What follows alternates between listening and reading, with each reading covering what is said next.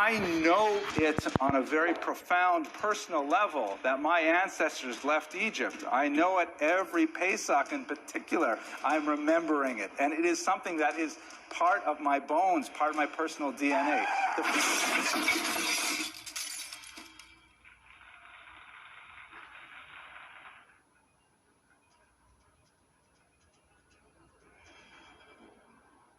And Jacob rose up from Beersheba, and the sons of Israel carried Jacob their father and their little ones and their wives in the wagon which Pharaoh had sent to carry them. And they took their cattle and their goods which they had gotten in the land of Canaan, and came into Egypt, Jacob and all his seed with him.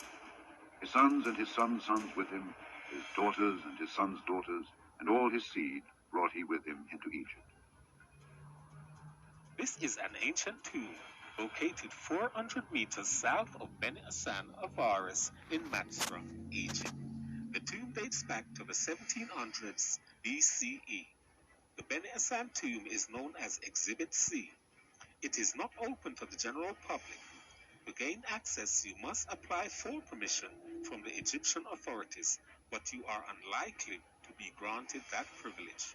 Inside the tomb are perfectly preserved wall paintings that depicts and records an ancient migration of bearded Semites, Israelites, clothed in multicolored garments into Egypt from the land of Canaan. The hieroglyphic inscriptions on the wall denotes the people depicted in the wall paintings as God's people. Using biblical resources, I have dated the time of the Israelites' migration into ancient Egypt in the 1700s BCE. To be exact, I have dated the migration of the Israelites at 1639 BCE, which is in line with the date of the Beni Hassan tomb.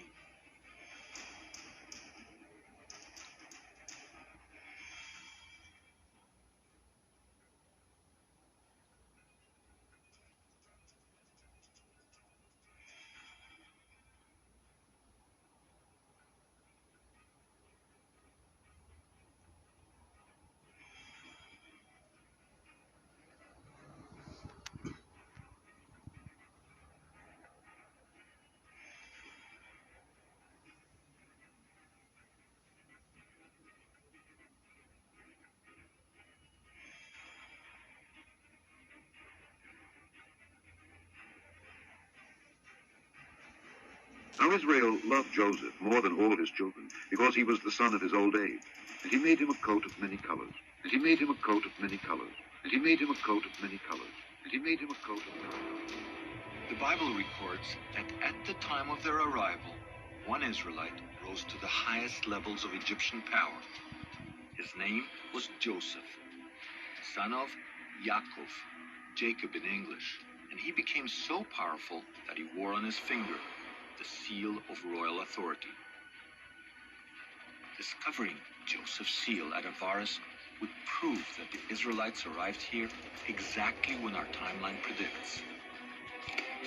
That would be like finding a needle in a 3,700-year-old archaeological haystack.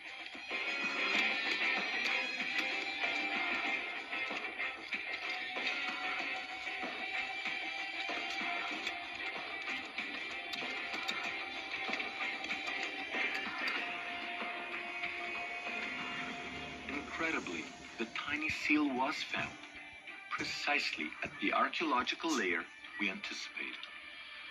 In fact, Professor Manfred Bitak found no less than 9 seals worn by Joseph's court officials. Inscribed right on them is the Hebrew name Yaakov, Joseph's father. It's very strange that we found 9 seals with the name Jacob here. It's a biblical name, by the way. The original was probably mounted on a ring worn on the finger, and this gives us a new puzzle. Is it really a puzzle? Not if one uses our chronology. This is the only time that a Hebrew name appears on an Egyptian royal seal. It directly connects Avaris with the Bible, and Professor Bitak steers clear of biblical chronology.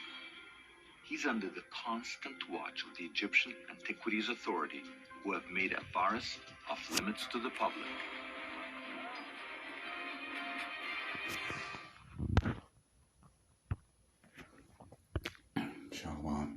praise and glory unto Yahweh by Hashem, Yahweh Shai by Hashem, Rakakwadash. Divine is unto the apostles. And those is a great millstone. Peace, blessings, salutations to the full life. Pushing this word in all sincerity and all truth. And it goes to show you who the hidden ones are, all right? And how all these other nations know our history, all right? You see how they guarded their place like it was a hidden treasure. Well, it is. All right. This is Psalms 83. Keep not thy silence, or Yahweh, hold not thy peace, be not still, Yahweh. For lo, thy enemies make a tumult, and they that hated thee have lifted up thy head, and have taken crafty counsel against thy people, and consulted against thy hidden ones. All right. Look up that word, hidden ones. It means treasures stored up. And what treasures is that? All right, the truth. This truth is likened unto a treasure. All right, so these nations know who we are. They've been know who we were. All right. I'm gonna make this long, real, just short and sweet.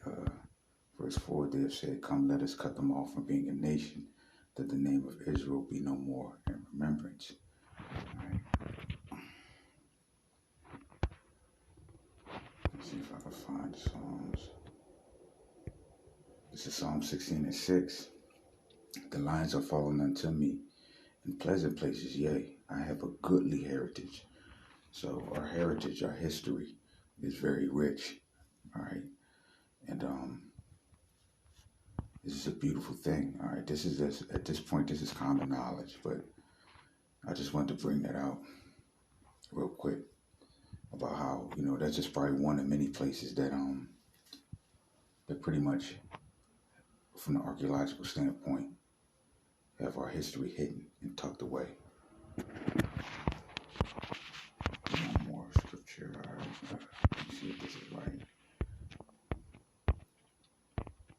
This is Revelations 2:9. I know thy works in tribulation and poverty, but thou art rich. I know the blasphemy of them which say they are Jews and are not, but are the synagogue of Satan. All right. So a lot of things are going on to keep the lies going. But hey, we're in a time now where truth has sprung out. All right, truth has sprung out, and it's known around the world. All right, so I got this out of a book that I purchased, like 99 facts pertaining to the Bible as far as archaeology. So Lord willing, I'll bring out some more. All right, so I pray that you've been edified with this lesson. Shalom.